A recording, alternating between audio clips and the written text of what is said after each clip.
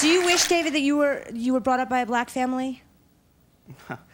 I want to say, no, I want to say that I love my parents and I love my family, and they gave me a lot of opportunities and everything like that, you know, but I think informing my identity, and both white and black, since I'm biracial, I think it would have helped me more, since I'm identified as black by society, to be brought up in a black family, yes. Okay, yes. Let me just take a comment. So this is pertaining to David.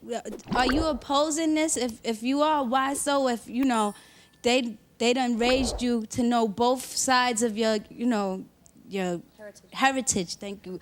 And I think there's a difference between heritage and culture. I mean, a lot of subtle cultural things like food, music, the distance you sit to somebody, the jokes you tell with people. But see, those things are stereotypes to me. Not all black Americans eat the same food, live in the same neighborhood. That's stereotypes. And I don't, until we can get away from stereotyping everyone and putting them in these pools that all black Americans should be this way and eat this food and talk this way, we're never going to break down these walls. Yes. I have a question for the couple that adopts black children. What will you say to them when they come home and kids are teasing them, calling them? How could you adjust to their needs then? Because you've never been called yourself, so how could you take a black child and soothe his pain?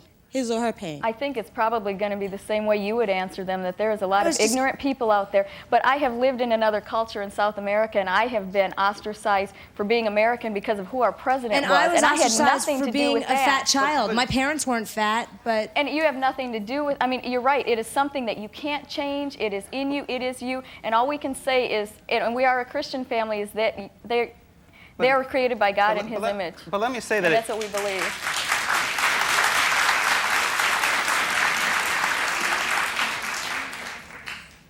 But let me say that it seems a little, I mean, that happened to me. And I went back to my parents and said, you know, what's up? And they said, well, these are bad people.